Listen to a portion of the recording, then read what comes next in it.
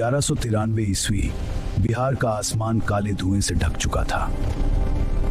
यह कोई सामान्य आग नहीं थी, यह सभ्यता के ज्ञान की आग थी।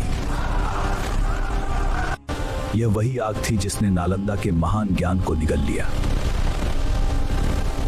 बख्तियार खिलजी की सेना नालंदा पर टूट पड़ी थी। इतिहास कहता है यह आग 3 महीने तक जलती रही। सोचिए वहां कितना ज्ञान जलने के लिए मौजूद था। लक्ष्य था सनातन ज्ञान की परंपरा को मिटा देना। लेकिन नालंदा आखिर अंदर से कैसा दिखता था? आइए इतिहास को शुरू से समझते हैं। स्वागत है 5वीं शताब्दी के भारत में। स्वागत है जलने से पहले के नालंदा महाविहार में। यह सिर्फ एक विश्वविद्यालय नहीं था, यह ज्ञान का एक पूरा शहर था। इसकी नींव गुप्त सम्राट कुमारगुप्त प्रथम ने रखी थी। बाद के राजाओं ने इसे और भव्य बना दिया। यह दुनिया की सबसे महान शिक्षा नगरी बन गई। मैं हूं हिंदू यात्री दीपचंद। 7वीं शताब्दी में मैंने यहां शिक्षा प्राप्त की। दुनिया भर से विद्यार्थी यहां पढ़ने आते थे। यह द्वार सिर्फ ईंट पत्थर का नहीं था, यह दुनिया की सबसे कठिन प्रवेश परीक्षा का स्थान था। रुको, क्या तुम इस परीक्षा के लिए तैयार हो? हाँ, कल परिश्रम किया। शास्त्रों में परमात्मा का स्वरूप क्या है? वह सच्चित और आनंद है। तो बताओ मोक्ष का साधन क्या है? 10 में से 8 छात्र यहीं से लौट जाते थे। जो अंदर पहुंचता था वह पहले से ही जीनियस होता था। अंदर कदम रखते ही इसकी विशालता चौंका देती थी। पूरा परिसर ऊंची 4 दीवारी से घिरा हुआ था। यहाँ 8 बड़े शिक्षण परिसर थे और 10 भव्य मंदिर भी मौजूद थे। कुछ इमारतें 4 से 5 मंजिल ऊंची थी। हर दीवार कलात्मक नक्काशी से सजी हुई थी। यह स्थान शांति और चिंतन के लिए बनाया गया था। मेरा नाम दीपचंद है। मैं कोरिया का भिक्षु हूं। आइए आपको नालंदा की कक्षाएं दिखाते हैं। यह विचार गलत है, हम तर्क से सिद्ध करेंगे। गुरुजी, शास्त्रों में भिन्न लिखा है। यहाँ सन्नाटा नहीं, में ज्ञान की गूंज होती थी। परमात्मा के शुद्ध रूप क्या है? नहीं, वह तो निर्गुण है। तो माया क्या है? यहाँ कई विषयों की शिक्षा दी जाती थी। यहाँ महायान बौद्ध धर्म की शिक्षा दी जाती थी। लेकिन यहाँ वेदों का भी अध्ययन होता था।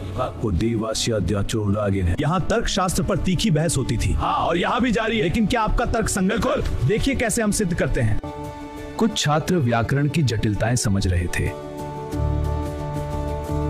तो कहीं चिकित्सा और शल्य चिकित्सा सिखाई जा रही थी। यह प्रक्रिया प्राचीन ग्रंथों में वर्णित है। छात्रों, इसे ध्यान से देखो।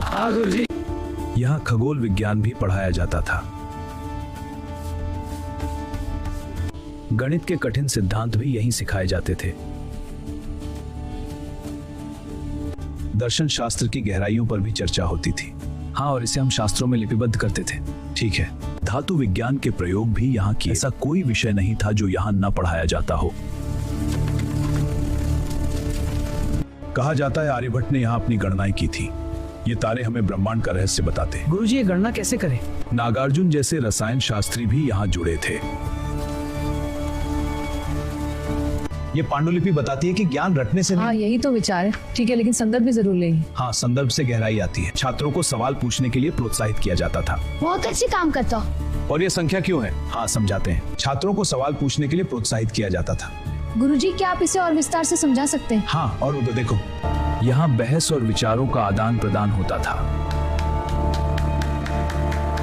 हर दिन यहाँ नया ज्ञान जन्म लेता था। लेकिन नालंदा की सबसे महान जगह अभी बाकी थी। यह थी नालंदा की महान लाइब्रेरी। यहां अनगिनत पांडुलिपियां सुरक्षित रखी जाती थीं। इस पुस्तकालय का नाम था धर्मगुंज। धर्मगुंज यानी धर्म का महान भंडार। यह नालंदा का प्रसिद्ध पुस्तकालय था। यहां अनगिनत पांडुलिपियां सुरक्षित रखी गई थी। यह पुस्तकालय 3 विशाल इमारतों में फैला था। इनका पहला नाम था रत्नसागर। दूसरी इमारत का नाम था रत्नोदधि और तीसरी इमारत थी रत्नरंजक। रत्नोदधि 9 मंजिल ऊंची इमारत थी।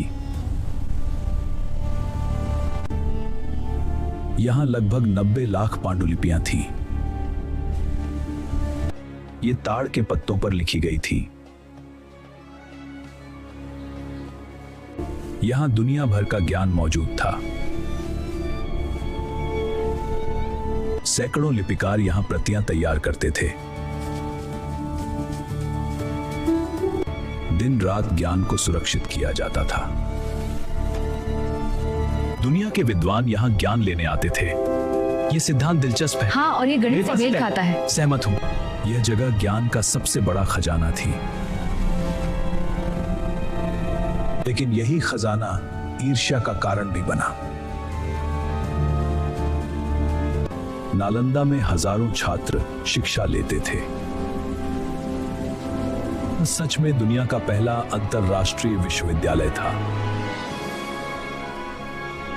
नालंदा में 10,000 से अधिक छात्र पढ़ते थे और लगभग 2,000 शिक्षक यहां पढ़ाते थे। छात्र यहां के विहारों में रहते थे। इनके पत्थर के बिस्तर आज भी खंडहरों में मिलते हैं। यहां रहना और खाना पूरी तरह मुफ्त था। कपड़े और चिकित्सा भी निःशुल्क मिलती थी।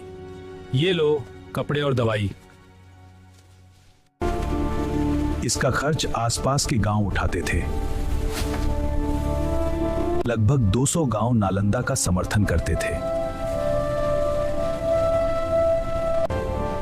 यह सच में एक अंतरराष्ट्रीय विश्वविद्यालय था। यहां चीन और कोरिया से भी छात्र आते थे। जापान और इंडोनेशिया से भी विद्वान आते थे। अरस्तु का कहना है कि ज्ञान सबसे बड़ा गुण है। लेकिन सुकराया जाता है कि मैं ये जानता हूँ कि मैं कुछ। हाँ, यही तो सच्चा ज्ञान है। बिल्कुल। यह संस्कृतियों का एक अनोखा संगम था। हाँ, यहाँ हर विचार मिलता है। सही कहा, ज्ञान की कोई सीमा नहीं। सबका उद्देश्य सिर्फ एक था। 700 वर्षों तक नालंदा चमकता रहा। लेकिन इतिहास बदलने वाला था। एक भयानक तूफान आने वाला था। 1193 में बख्तियार खिलजी की सेना बढ़ रही थी। उनका लक्ष्य था नालंदा को नष्ट करना। और अब इतिहास का सबसे दुखद क्षण आने वाला था। 1193 ईस्वी खतरा अब नालंदा के द्वार पर था। बख्तियार खिलजी की सेना ने हमला शुरू कर दिया। विद्यार्थी और भिक्षु घबराकर इधर उधर भागने लगे। सैनिकों ने इमारतों को तोड़ना शुरू कर दिया। फिर उन्होंने आग लगा दी। देखते ही देखते पूरा परिसर जलने लगा। लाखों पांडुलिपियों के बीच आग लगा दी गई। ज्ञान का सबसे बड़ा खजाना जलने लगा। अनमोल ग्रंथ राख में बदल रहे थे। इतनी किताबें थीं कि आग बुझ ही नहीं रही थी। चिकित्सा के अनमोल रहस्य खो गए। गणित और खगोल विज्ञान का ज्ञान मिट गया। सदियों की मेहनत धुएं में बदल गई। नालंदा अब खंडहर बन चुका था। लेकिन क्या नालंदा सच में खत्म हो गया? ज्ञान को पूरी तरह मिटाया नहीं जा सकता। नालंदा आज भी एक विचार के रूप में जीवित है। इतिहास से सीखिए, ज्ञान ही सबसे बड़ी शक्ति है।